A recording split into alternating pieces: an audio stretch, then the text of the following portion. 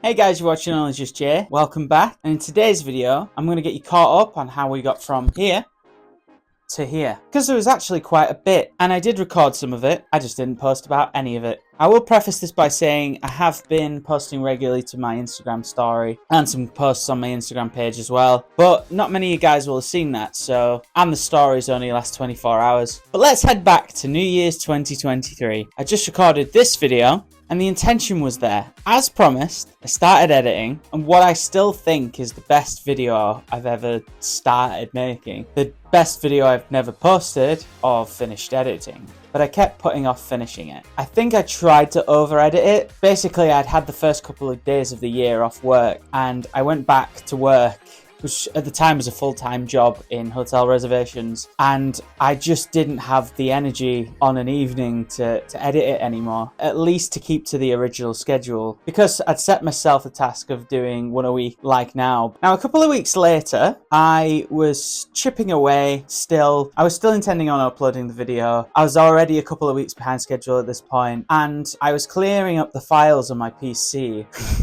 You know where this is going. And I deleted a folder of what I thought was my old Premiere Pro projects, but it wasn't just old projects. It was actually every single project I've worked on, meaning that the vlog was gone, all the hours I'd spent editing it, the fact that I already was a couple of weeks behind schedule. I just didn't have the energy to start again. I lost that project, and I lost another project as well. And for those who are fans of the band and familiar with KTS Lockdown Law, that project was called Cheese Review 2. I know that'll cut deep for some people. Sorry. My bad. But you'll be glad to know I've learned my lesson. I now save all my projects in their own separate folders, self-contained, with all their own stuff, apart from the last one I did. Yeah, I literally just realised I didn't do that when I was writing the script.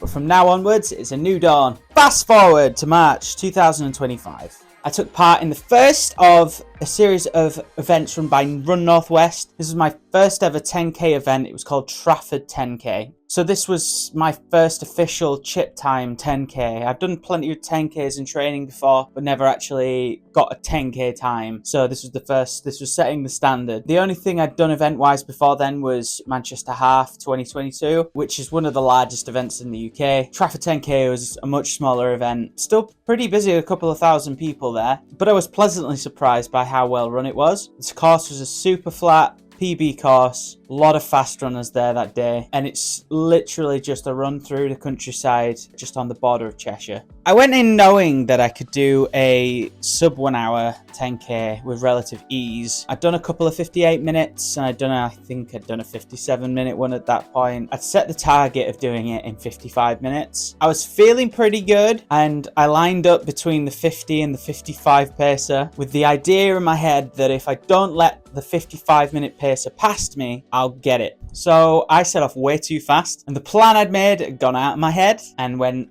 straight out the window. Course was super narrow at the start, and I was overtaking everyone, including the 50-minute pacer. I knew this would come back to bite me in the ass, but I was absolutely buzzing. Quite impressively, I'd managed to keep the 50-minute pacer behind me for most of the race until just before the halfway point, and then when they caught up with me, I stayed with them for a little while, thinking, great, I'm well ahead of schedule. And then, at about the 8k mark, this is when I started flagging bad. I had to let the 50-minute pacer just go because I couldn't keep up. But with 2k to go, I had to dig in deep. I lost sight of the 50, but the 55 pacer was nowhere in sight behind me either. But at this point, I just kept trying to catch up to the next person in front of me and keep up with them. Finally got to the finish line with a time of 50 minutes and 15 seconds.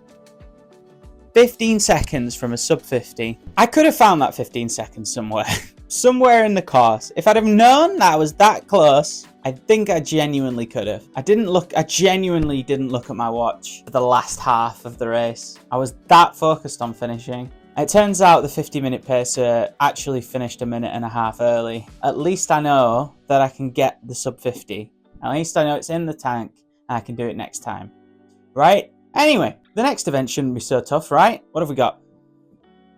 Oh, My first marathon, Manchester Marathon 2023. Ooh, I was not prepared for this. I was not nearly as prepared for this as I could have been. I think my longest run before this was about 25k. Yeah. My goal that I set myself was to complete it in 4 hours and 30 minutes. I think I said 4 hours 15 and then rolled it back a little bit. Yeah. The course has you starting in Old Trafford, running all the way into Manchester City Centre, then back up through Old Trafford past the stadium, all the way up to Altrincham, back down through Sale, Timperley, villages like that, and finishing less than 200 metres from the start line. Fun fact, the start line and the finish line are the same as they are for the half event in October. I set off with high hopes. Obviously, I smashed my first half marathon, but that, my friends, that's when it went to shit. My muscles started seizing up, more notably my hamstring seized up at about the 20-mile point, and that was it. The wall had been fully hit. I was walking. I jeffed it from mile 20 and walked the last 2 miles completely. But I finished my first marathon with a time of 5 hours, 12 minutes and 31 seconds, which crazily enough, spoiler alert, is still my marathon PB. Yeah, I wasn't in a good place after that. I couldn't walk for a week. It took quite a few weeks to fully recover from it, to be honest. Lesson to learn: train, prepare, do. Also, it was this day that my friend Chris, he said he was going to enter and do the marathon the year after and complete it without running or training, just to prove it was easy. Not long after I had fully recovered, it was time to get on the road again for the Great Manchester Run 2023. I'd be taking part in the half marathon for this event. And this course has you running from the city centre all the way out to the Etihad, which is Manchester City Stadium, and then has you running from there past the south end of Manchester City Centre and then all the way up towards Trafford to Old Trafford Stadium where Manchester United are based. Then has you running all the way back to the city centre. Half marathon done. My PB for the half marathon was actually set the October before at Manchester Half 2022 at a very good time of 1 hour and 58 minutes and 54 seconds, which I'm genuinely still impressed that I beat to this day. I wasn't even wearing running shoes. I was wearing trainers. I knew it was a tall order to PB, especially since that day was going to be very, very hot, and I decided it was a good idea to wear thermals. So I started running with the 1 hour 55 pacer. It didn't take me long to fall behind, but I did keep running at a decent pace. All the way to the Man City ground, then all the way through up to Old Trafford. What got me was the final 2k on the way back from Old Trafford. The sun just blasted some rays down. It heated up very drastically and there were people collapsing everywhere. Make sure you fuel and water yourselves, guys. Then I jeffed it a little bit, a few walks here and there, but I ultimately lost the sub 2 hours and finished with a time of 2 hours, 1 minute and 23 seconds. Still not bad at all. I did have a wonderful moment at the finish line where the road opened up. There were hundreds of spectators at both sides, and I was literally the only person running through at that point. So naturally, I threw my hands up, got the crowd to give a massive cheer as I legged it through. That was really cool. Another 2 months later, I took part in my second Run Northwest event. That will be Wilmslow 10k. Now, if I thought that Great Manchester Run was warm, boy was I in for a treat. At least I didn't make the very clever idea of wearing my thermals again. Obviously, after setting my PB at Trafford in March and getting so close to sub 50, I wanted to give it another go. Despite the heat and the fact that my training hadn't really been focused on speed at that point, I wasn't too sure how I would do. The Wilmslow 10k route started at Wilmslow town centre, running into the countryside and ending in the countryside. This was advertised as a fairly flat route, but the reality of it is that the first half is actually mostly downhill, which gets your confidence up, then throws a huge, massive, steep hill at 8k, shattering your hopes and dreams. For this race, I set off with the 50-minute pacer and kept relatively good pace with them up until about the halfway point, where I slowed down for water. It was a very hot day. I lost a few seconds to that, just behind some people having to weave in to get it. Pacer himself didn't slow down. I'll grab water, you just straight through. Okay, bye, I guess. I lost sight of him pretty quickly as well too, which made me feel like I'd lost the PB attempts quickly, and the 8k hill also slowed me down quite a bit. But my watch was saying I was still hovering at about 5 minutes to 5:05 per kilometre, so I picked it up for the last kilometre and mustered up a sprint for the last 100 metres. Again, it was quite a narrow road, so you're weaving in and out. I crossed the finish line and I got a PB of 50:13. 2 seconds. I still didn't sub 50. Dear God. Yep, that is my current PB. I'm still chasing that sub 50. At this point, enough time had passed from Manchester Marathon that I decided I'd give another marathon a go, and I wanted to attempt one in the autumn season. There were 2 options that kind of lined up with when I was free and that would give me enough time to train for it. I'd already signed up for Manchester Half in October, so I had to keep that in mind. But that being said, the 2 options were the Loch Ness Marathon in Inverness or Chester Marathon in Chester. Chester Marathon was close by, and at this point I couldn't drive, so the logistics of getting to Inverness were a nightmare. Inverness was a week earlier, which would have been better, but Chester Marathon was the week before Manchester Half. I was like, I'll be fine. Be fine. So I decided to do Chester. It'd be right. I decided I wasn't going to make the same mistakes as I did for Manchester and actually train. I got some decent long runs in, a couple of 30Ks, and I got up to that pretty quickly with a lot of time to spare as well. But then about 7 to 8 weeks before, something happened. I was out on a long run one Sunday. I got to about 26k and I got a really sharp pain in my right knee. Got to the point where I practically had to limp the remaining 4k, but I forced myself through it and my knee was in agony for a week. Horrible. Couldn't walk. I took a week off naturally, and then about 3 weeks later I decided I could give another. I was feeling okay, I'd got a couple of shorter training runs in. I decided to go for another 30k and it happened again. 26k. This time I opted to stop and I took the tram home to not further aggravate the injury. Thankfully this helped it recover a little bit faster. I could walk at least, but I took a couple of weeks off running completely at that point. Then 2 weeks before Chester, I realized I'm now out of practice, out of training, and I have a marathon to do. But not wanting to aggravate it, I decided to do a couple of short runs, a half marathon at the weekend as like a shakeout, and just basically take it easy on the day, not go for that PB or anything, just enjoy it. So the big day rolls around. Chester Marathon 2023. And it was a fantastic atmosphere. It was warm.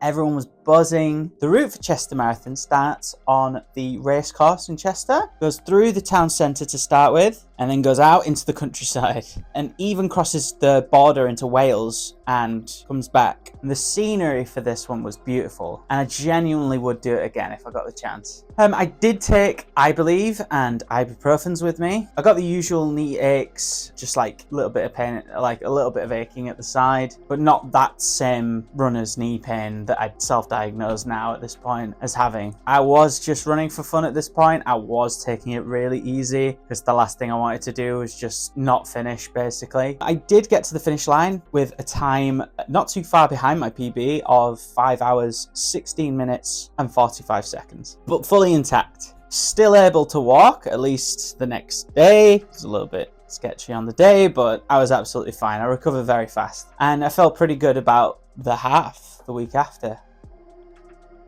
I wasn't planning on going for a sub 2 hours, just wasn't physically or mentally there at that point, but Pam was running it, so I decided that I would run it with Pam. The route for this one is similar as described before. It starts and ends at Old Trafford, goes into the city centre, comes back out, goes to Sale, doesn't go all the way up to Altrincham, and comes back down, ends back at Old Trafford. The trams were cancelled that morning from our place, so to make it to the start line on time, we had to jog 5k to the start line. Again, felt fine on the jog, so it was a pretty decent warm-up. Everything seemed good. We got to the start line, got going as normal, and then about 200 300 meters in, there was that sharp pain rearing its ugly head. I was like, no, not this early in the race. I was thinking about 21 kilometers I had to do, and it was starting now. Bearing in mind the most I'd done that I got through with that pain was 4k.